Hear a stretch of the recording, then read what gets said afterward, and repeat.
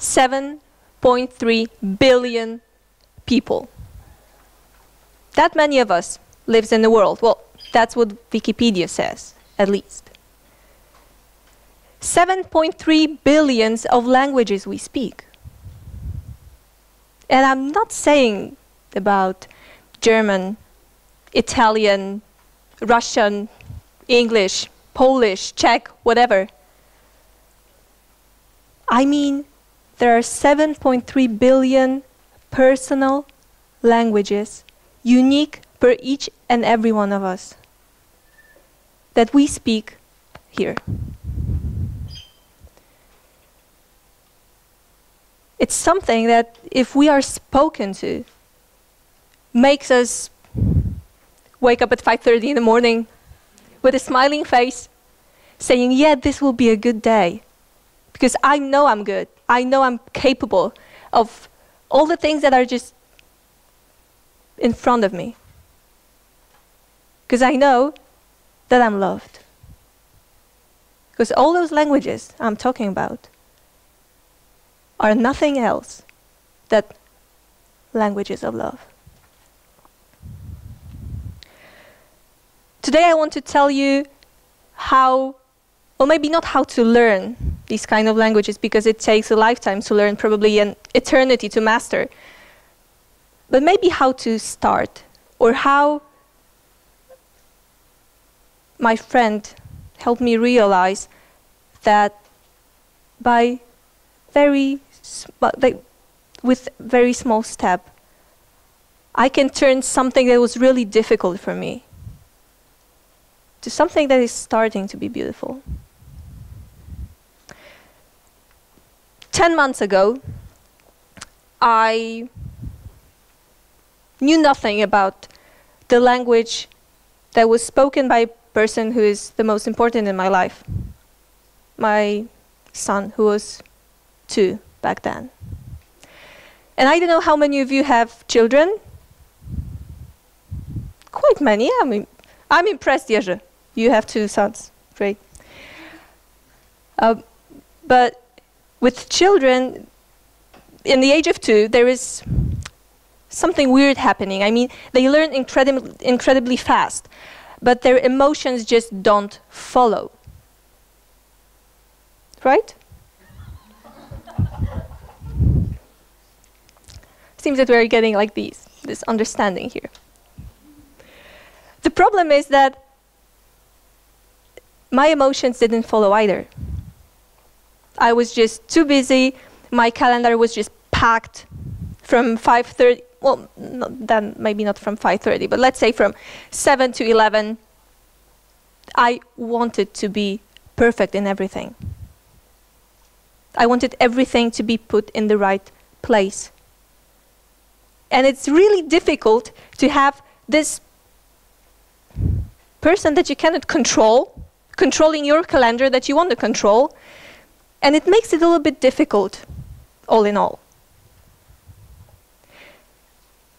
And there is also one more thing about children in the age of 2, or maybe about children in general, that if they want something and don't get it, you can hear them shouting from the other side of the globe. You may not know what they want, but you know that something's wrong. So when my son was walking to the nursery with my partner and his father, it was just 15 minutes of joy and laugh, you know, like a picture for a cover of a magazine. Something I was so jealous of, because the moment I went to pick up Igor and go home, it was an hour of hysteria. Like with every step we took, he said, I don't want you. I want to go to daddy.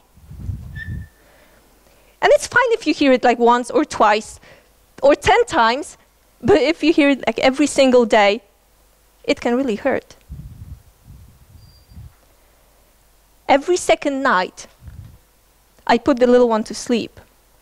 And again, as I was just opening the doors of his room and hearing my heart just beat so fast, because I knew that these are going to be really tough 2 hours of my perfect schedule. You remember that, right?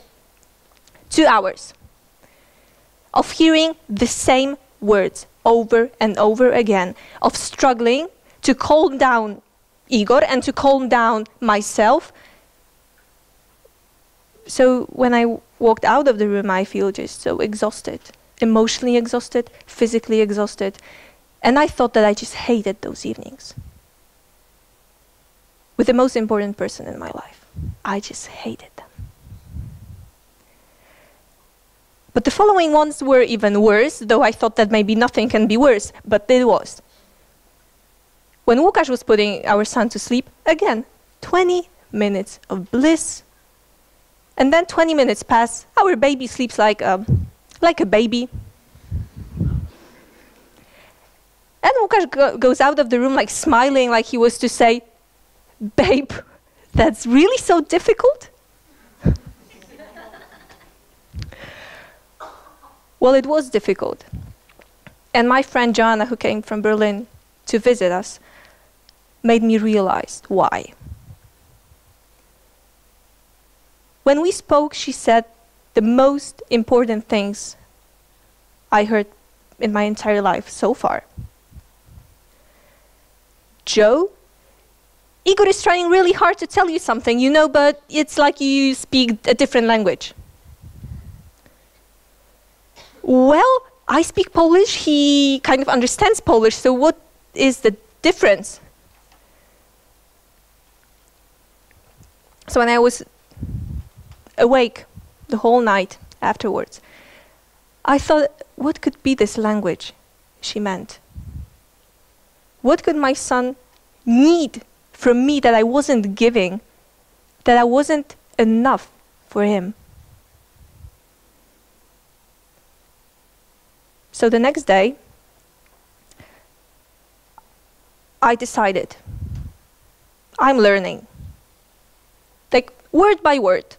You know, you probably tried to learn a foreign language. You have different approaches. Like in my approach, I didn't think there could be any grammar in it, so I thought that just like word by word would be good. So like I started to notice very, very small things, like a good boy badge, like a smile when I said I was proud of him. You know, there's just those small things that I didn't realize it could matter so much for such a small kid. When I started to think of it, well, it matters not only for those little ones. It matters for us. It matters for me. Well, since then our relationship improved.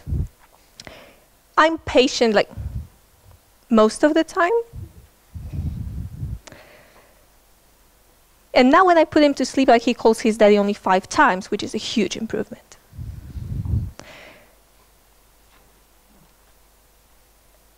And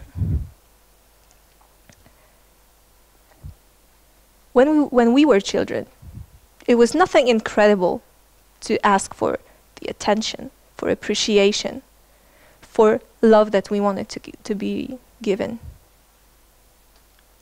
This is how children express emotions. This is how they kind of talk about emotions. And this is what we forget when we are adults. How many of us speak about emotions, like talk in a relationship about our emotions? I think we don't do it. We are not taught to do it. It's difficult. So we don't ask for being given this language of love that we need very deeply. And this is a very important component of our self-esteem. Like I have a friend, Anna, 37-year-old, very attractive, like lips a bit too red and tongue a bit too sharp. And she was always considered like being inapproachable, but in fact it was the mask she was wearing. She was so not comfortable with herself being in the place she was. She didn't want to be a CEO's assistant. She wanted to design stage clothes. But never, ever had a courage to make even the first step, even the tiniest one. Because the language she spoke were the words of appreciation and of encouragement that no one ever gave to her. So the moment she met Peter, like this handsome guy with the gentle smile in the corner of his lips, who was just listening and learning her language, giving her the words that made her grow, that made her feel that she may not be perfect, but she's good enough to start, that the first step may not be that difficult to take. That whenever she wanted to give up, she heard that you're good enough. You are going to do it and you will be great. I'm in this with you. Don't worry. It will be fine. And it was enough for her to start the clothes design classes and to create her first collection and sell her first clothes for real money, not bitcoins or something, for real money. And she was happy, like, because she heard what she really needed and never felt that she could hear it, that she could be like visible so much for someone important. So we all have our languages, different kinds of, maybe words, maybe things we do together, maybe the time that we want to give as a gift to someone because we are never going to get it back. Unique 20 minutes of every day. That can mean so much if you just don't stick to your schedule.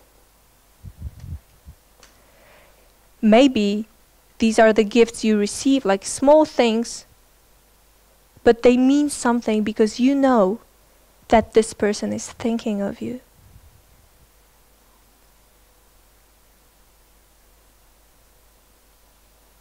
And you can never be sure how much it can mean to this person, like how much it could mean to Anna, just to be seen, like to be visible for this guy, Peter.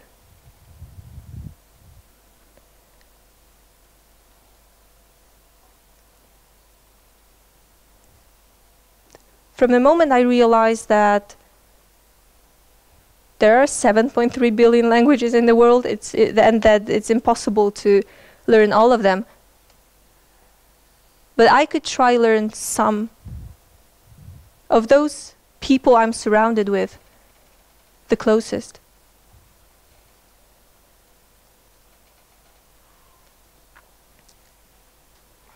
Maybe your spouses, your children, your friends, your mentees have this potential that is uncovered yet, but could be covered with a single, that is covered yet, but could be uncovered with a single word, with a single act of appreciation, of attention that you can give deliberately, because you know that it can be very important.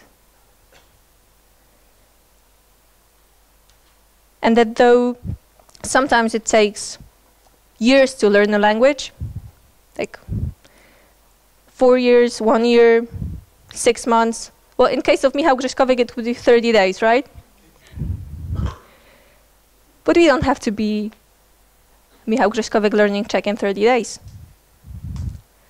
We can be ourselves learning those small words of languages of love our loved ones speak. Because you never know what pair of wings you can grow on the way.